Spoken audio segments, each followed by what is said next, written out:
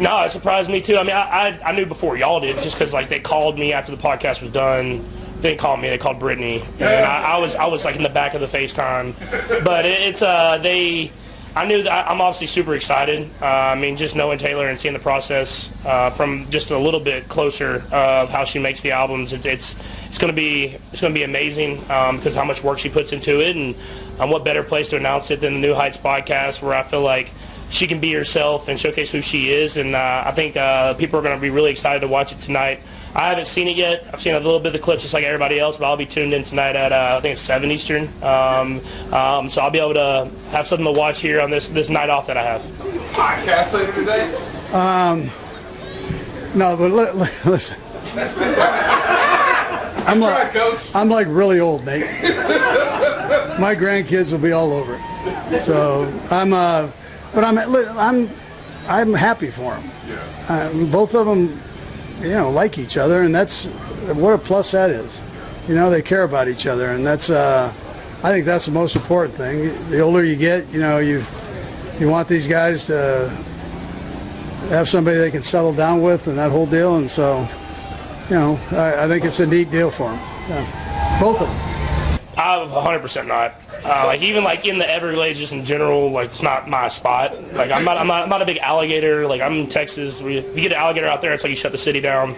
So it's like, but the pictures turned out great. He said I can borrow some outfits for game days, so I plan on getting those and see what I can look like with those outfits on. The fur, maybe like he had those big boots with that trench coat looking thing. I thought that might be good for a away game, maybe in Denver or something. Yeah, something like that. It's great to be young, man. That alligator was 175 pounds or something. They made him hold it for quite a while, it looked like. So I'm not sure who was madder, the alligator or Travis. I thought it was awesome, just getting to spend some time with the guys, and I thought we had a great training camp. There was none of those bad days where it's just like no energy. Everybody kind of brought their own motivation and motivated each other, and so I thought it was a really good training camp, and it was good to kind of be here with the guys and kind of build that team chemistry that you're going to need throughout a season. Who put the bill on the dinners this year? I think it just goes here and there, so we'll keep that secret. Coach said you're maybe not going to play it much at all, maybe in this game on Friday. It's a little bit different than what it's been in the past. You want to play a lot, but yeah, I'll be prepared to play. I think I go into every single game with the mentality of you don't know how much you're going to get in there. So whenever you do get reps, you just try to maximize those. And so I'll go through my normal routine and be ready to go. And we'll see how it gets as we get there. But I'll be prepared to play for however many snaps that is. Looks like you had a good time today. How much enjoyment you get out of being the scout team quarterback for today? Yeah, it's fun. You get to push the envelope a little bit. You get to try stuff even more than you would try at a regular training camp practice. And so worked on kind of like my fakes and stuff like that, trying to get the defense to bite on fakes and stuff. And then try to throw it into tighter windows. Sometimes those things are circled, but you want to still try to fit it in there and get the completions. And so it's a different type of competitive thing that you go through, and you're trying to beat the defense whenever they are kind of set up to succeed. How'd you learn about the team?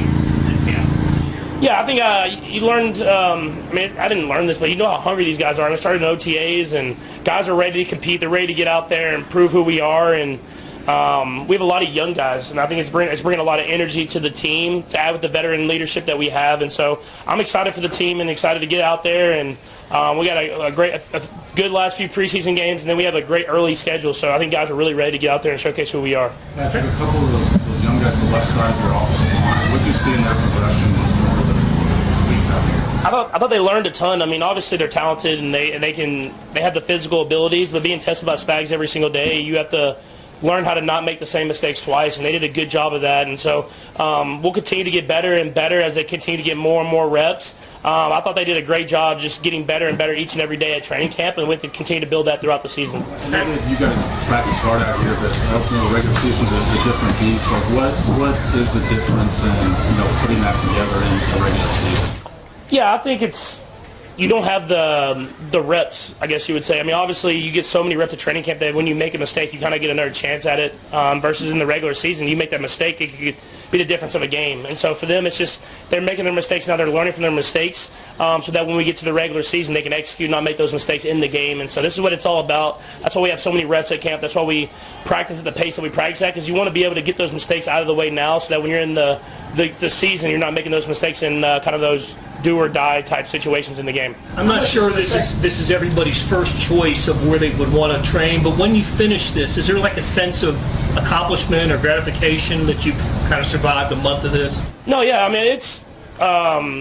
I like it out here. I'm gonna be honest with you. Like, it's like the best practice fields that you could possibly have, and the weather kind of held off pretty. I mean, except for like one day, it was pretty good weather all year long, and even though the dorms are, I could do without the dorms, but everything else, like, I have fun out here, and I'm excited to get home now and see my kids. But at the same time, you kind of get away and you focus just on football, and it kind of locks you in for whenever you go back. You're in football season and you're not in that off-season kind of mode. And so it's good to get away from here, get away from home for a little bit and just focus just on football. But I'm definitely excited to see the kids when I get back. We'll go across the room and start to Pete. Go ahead, Pete.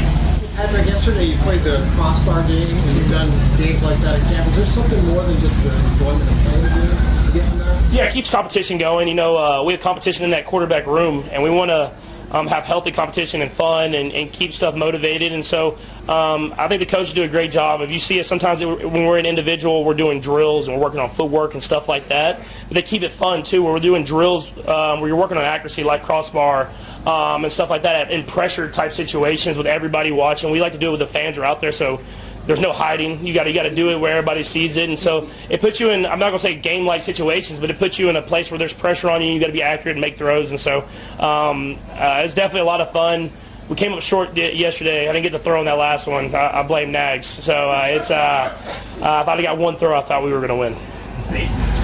Patrick, just what was your reaction when you saw the news maybe before most of us did that, you know, Taylor's going to go on Travis's podcast, and did you know a new album was coming? No, it surprised me too. I mean, I knew before y'all did, just because like they called me after the podcast was done. They didn't call me; they called Brittany, and I was like in the back of the FaceTime. But I knew that I'm obviously super excited. I mean, just knowing Taylor and seeing the process from just a little bit closer of how she makes the albums, it's going to be amazing because how much work she puts into it, and what better place to announce it than the New Heights podcast, where I feel like she can be herself and showcase who she is. And I think people are going to be really excited to watch it tonight. I haven't seen it yet. I've seen a little bit of the clips just like everybody else, but I'll be tuned in tonight at I think it's 7 Eastern. So I'll be able to have something to watch here on this night off that I have. With the preseason schedule the way it is now, if you didn't play much on Friday, would you like to play some of that third preseason game just so there's not a long layoff until week 1?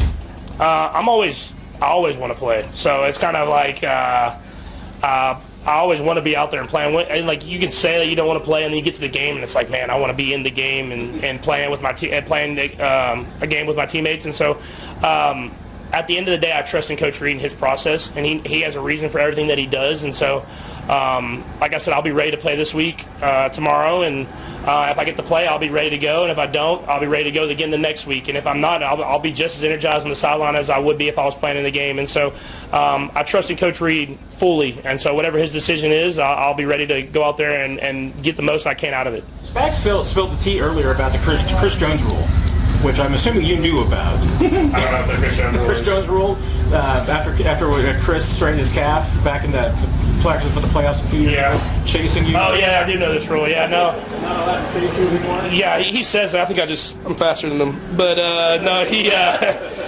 it's when Chris wants to disrupt a play in a game, he can disrupt it. And so like you saw at some points of practice yesterday, it's like Chris was just pissed off, and he like just ruined the entire period for the offense. And that's just the type of player he is like he can do that. And so that's why he's going to have a gold jacket one day, and it's because he at any moment can disrupt an entire game. And so the chasing thing, I think he's just I'm quick. I think I just make him miss too much. But he can say it's the Chris rule if he wants to. Last 3 guys, we're going to go Neil, McKenzie, and then Todd. Go ahead, Neil. How much does it hurt you that you haven't had 5 out there being able to play with him and get up to speed with him? I mean, I always want more and more reps. I mean, I think that's everything. But I think he's done a great job progressing in the rehab process, and so hopefully this soon, really soon, we get to get back on the field again. And I know it won't be in front of the fans and stuff like that, but he'll get enough work in. We have enough weeks left that he'll get the work, and he's gotten the mental work, he's gotten the walkthrough work inside the building, and so we talk all the time on the sideline and throughout games, but hopefully we get him out there soon and we can get a few weeks of work as we go into the season. Patrick, 1 pass, 1 yard, 1 touchdown in the first game. Did you get done what you wanted to in that game for the short amount of time you're in? Yeah, I mean, other than that, like I said, I always like to get hit, not hit hard, but I like to get touched, and I didn't get touched, which is a good thing for the offensive line, obviously, but I want to get pushed, softly pushed, just one time to let you know that I can get hit. Chris does it at practice, but other than that, maybe someone else on another team doing it. I'm assuming you knew that Travis took pictures with snakes and alligators before we did too, but we saw these photographs yesterday. What did you think of those? Are you going to be down for a photo shoot with something like that ever in your life? I'm 100% not. Even in the Everglades, just in general, it's not my spot. I'm not a big alligator. I'm in Texas. If you get an alligator out there, it's like you shut the city down. So it's but the pictures turned out great. He said I can borrow some outfits for game days, so I plan on getting those and see what I can look like with those outfits on. The fur, maybe they had those big boots with that trench coat looking thing. I thought that might be good for a away game, maybe in Denver or something. Yeah, something like that. Thanks, Patrick. It's great to have the military out here today. Military Appreciation Day. All they do for us, so we can do, including you guys, so you can do what you do along with us. So anyways, the guys that didn't practice today, Brady Stool, and he'll be out. Marquise will be out. Driscoll will be out. Kareem Hunt got a quad contusion. I'm just going to see about him. I'm still kind of figuring out who's going to play, not play, that whole deal. So there's a chance I sit a couple of the starters or at least be short with them. We want to make sure we get a good look at these guys, these young guys. So we'll just see how it all rolls going forward. Other than that, everybody practiced and did a nice job. So. Andy, with playing time calls, could the third game come into play with that? Yeah, there's a chance they play a little bit more in the third game. Yeah. Coach, how'd camp go? Yeah, so listen, first of all, the people up here have been phenomenal. And they feed us, they house us, they baby us, they keep this field looking groomed like they do, and the facility cleaned up, and so we appreciate that. And then the guys came up in a good frame of mind. They worked hard. I mentioned it to them last night that, there wasn't one of those days where we had a hiccup day, where everything was just not right. The biorhythms were down, all that. We didn't have one of those. I mean, the guys came out with a purpose, and I thought they handled it the right way and worked their tail off. We got some good weather. We got a mixture of the heat and normal days, so it was good all the way around that way. So, but again, we look forward to going back and getting that part started too. So, but I thought this was very productive. I want to see this game. I want to get the young guys some good reps in this game, and you want to make sure you give Brett enough to evaluate and the coaches to evaluate. So we'll try to get that done. How impressed have you been with Chris Olajokin, both in the game and in these past 2 days? Yeah, so look, I thought he had a good game last week.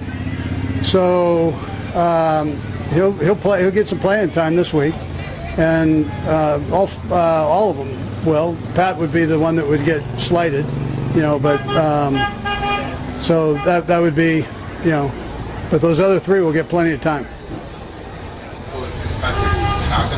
Well, we'll see. There's a good chance he doesn't, but we'll see how it goes.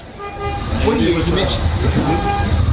I know reps are important for anyone who gets them, but with left side of the offensive line, Kingsley and Josh getting either new spots or new players. Yeah. How important do you think their reps this time? Yeah, I think it's important. Yeah, I think every snap they get, practice included, is important. There's got to be a chemistry that they develop there, and that takes a little bit of time. So it's not just being able to block your guy. All the games involved and blitzes involved and communication. You gotta play with each other to know that. So yeah. Something made about Josh potentially giving away, pass or run based on his sets. Is that something you guys talked about after that game? You always look at that. I mean, you look at it at every position, quarterback included. I mean, you want to make sure that you're not giving anything away, and that's a battle. And these guys, we train them that way so they can evaluate themselves too. And maybe one thing sets up another thing. So. Andy, you said previously that you met Taylor before she began dating Travis, with the announcement of her being on, the Brothers podcast today, and obviously announcing the album. Any excitement? Any chance you'll get a chance to view podcast later today? No, but listen. I'm like really old, Nate. My grandkids will be all over it. So I'm happy for them. Yeah. Both of them, like each other, and that's what a plus that is. They care about each other, and that's I think that's the most important thing. The older you get, you want these guys to have somebody they can settle down with, and that whole deal. And so, I think it's a neat deal for them. Yeah. Both of them. On that non-football Travis front, the big GQ article came out yesterday. I'm assuming you didn't probably read that whole thing, but I don't know if you saw the photographs holding snakes and alligators. It's great to be young, man. That alligator was 175 pounds or something. They made him hold it for quite a while, it looked like. So I'm not sure who was madder, the alligator or Travis. Serious question about camp. No hiccup days. You rarely have hiccup days up here, but what do you kind of attribute that to, the way this kind of camp works? Yeah, I would tell you the senior leadership on the team. You got guys that don't miss practice, that have been around. Take Travis. We're talking about Travis. Take Travis. He doesn't want to miss a rep, let alone a practice. So that goes a long way. You don't have to say much as a coach when you're, the Pat Mahomeses, Chris Jones, Bolton. I mean, these guys, Juju. These guys don't want to miss. They don't want to miss a day. I mean, I can keep going. McDuffie. So he's a young guy, but he's a leader in the group too. So those guys, when they do that, that's you miss. You better be really hurt. That's how it goes. Andy, you talked about the military and giving back to those guys. How kind of cool is that? You guys get to do this every year at camp. Yeah, no, I think it's a neat thing. I had a chance to go to Afghanistan a few years back, quite a few years now, but just to see the camaraderie there, and I wish every 16-year-old had a chance to go over there and see that, how everybody works together. I mean, the flag means a lot.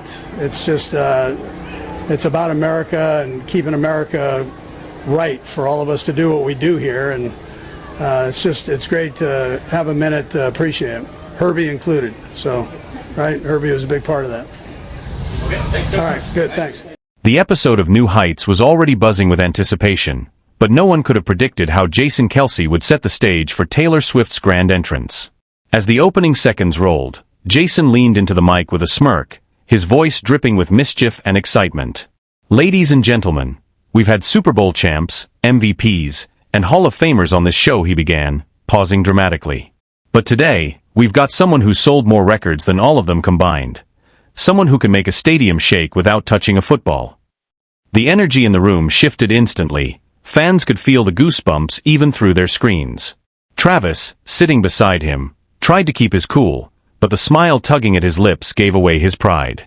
Jason wasn't just hyping a guest. He was building an atmosphere, teasing every listener into the edge of their seat.